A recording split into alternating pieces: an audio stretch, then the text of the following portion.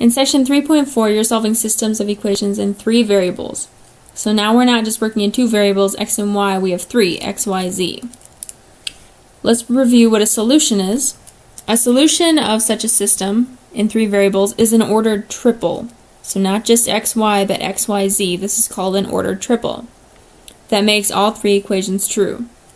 So let's check to see if the solution to -1, 1 is a solution to the system up here. Remember, to be a solution of the system, it has to work for all 3 of them. If it only works for 2, it's not a solution to the system. So I'm going to plug in these numbers for x, y, and z to see if this is a solution or not. And this is x, y, z. So I'm just plugging in these numbers. So if I did this math, I have 2 minus 3, and that is -3. So -3 equals -3. So that works. If we check the second equation,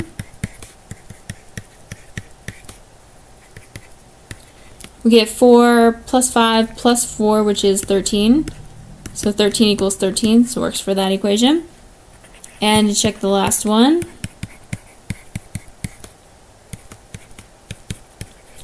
we have 10 minus 4 is 6, minus 1 is 5, so 5 equals 5. So that works. So this is a solution to this system. 2, -1, 1 is a solution. So let's talk about more graphically what we're dealing with in 3 dimensions. To have exactly one solution means the same thing as it does in 2 dimensions. That all of these planes are going to cross at one single point.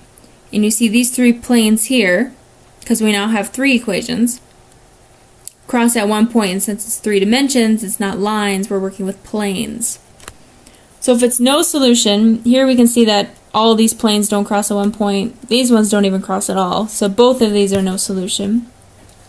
If you have infinitely many solutions, since we have 3 variables now, it means that all the planes intersect at one line in a common plane. So exactly one solution, one point, no solution, they don't all 3 planes don't cross. Infinitely many, they intersect at one common line.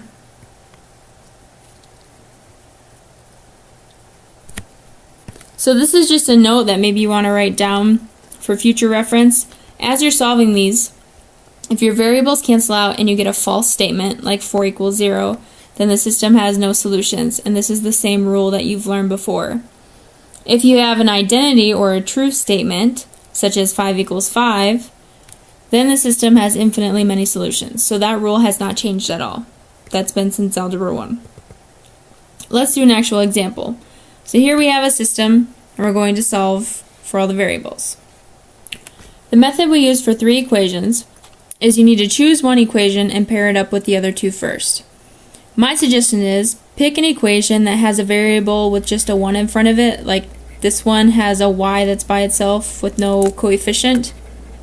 I'm going to choose that one to pair with the other ones, and you'll see why in a second. It's just a little bit easier, there's less multiplication to do. But again, it doesn't matter which one you choose. In the end, you'll get the same answer. So I'm going to write that one down twice because I'm going to pair this one with my other 2 equations. So then I'm going to write one of my other equations here.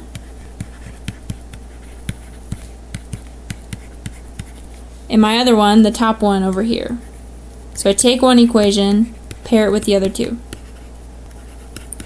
Okay, now I need to use elimination on both of these. So what I'm going to do here, again, it doesn't matter what variable you choose. I'm going to choose y, just because. It'll be easier for me in the long run. So here I'm going to multiply this top one by a -3 in order to get the same number opposite signs so they eliminate. So I'm going to take this whole thing times -3. So I'll have -18x plus 3y minus 12z equals a +3. And I'm going to use elimination on these 2. So when I add them, my y's cancel out, which is good. And here I have -16x. Then 5 minus 12, get -7x or z, excuse me, equals negative 11. So now I need to use elimination with these two. I'm going to take this top times 2, so my y's cancel out. The only thing is, whatever variable you cancel out here, you have to do the same one over here. So since I canceled out y, I have to do y again. I can't do something else. I can't do z. So you have to cross out the same variable. So I'm going to multiply by 2 so I can get rid of my y's. Oops, so we have 2 times 6, 12x minus 2y plus 8z equals a negative 2. And now I'm going to use elimination. So my y's cancel out again.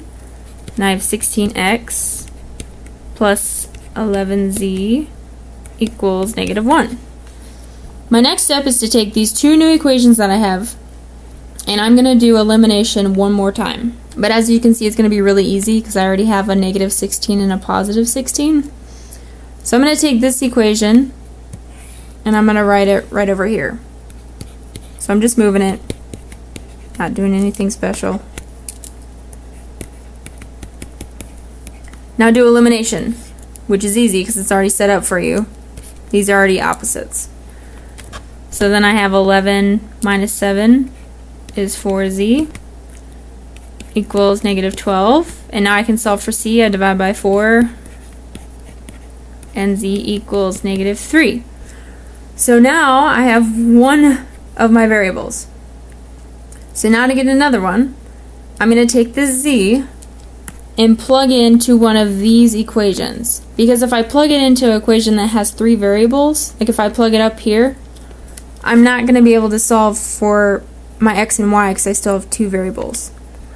So once I get a variable solved for, I'm going to go back up and plug it into an equation that only has 2 variables. So I'm just going to do this one right here. It doesn't matter. I could do this equation or this one.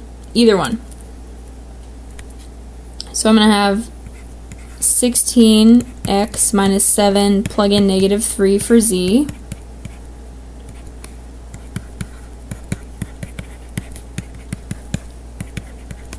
And solve for x.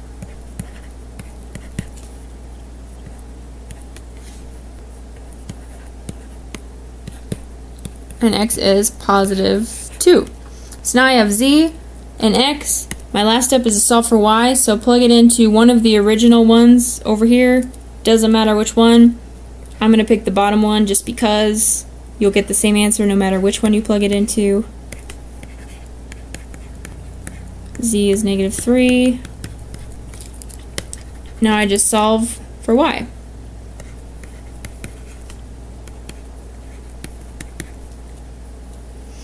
So I have 12 minus 12. That goes away. So I have negative y equals negative 1. Divide by negative 1. And y equals 1. So my solution is 2, 1, negative 3, x, y, z. So if I wanted to check my answer, I would plug it into these equations up here, and you should get a true statement for all of them.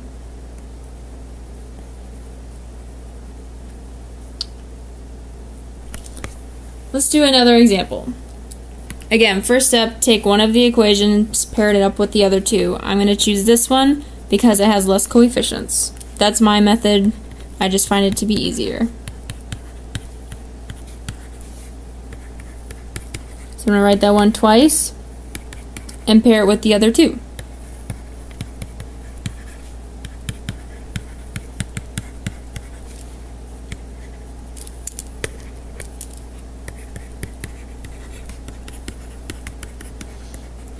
Then I'm going to use elimination.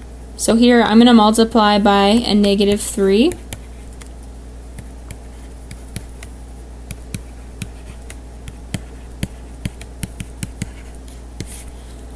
And you're going to see what happens when I add this. Negative 3 plus negative, or 3 plus negative 3 is 0. Here it's 0. Here it's 0. So I'm left with 0 equals 8. That's not a true statement. That is false. So I have no solution. Simple as that. If you run into something like that right away, your answer is no solution. The one I want you to do in your notes is this one, and this is the one that we did at the top of the page So after you're done, you can check your answer to see if you're right or not. I just want to make sure you can do the process. First step, choose one of these, pair it up with the other two, do elimination again, and then start plugging in to solve for your variables.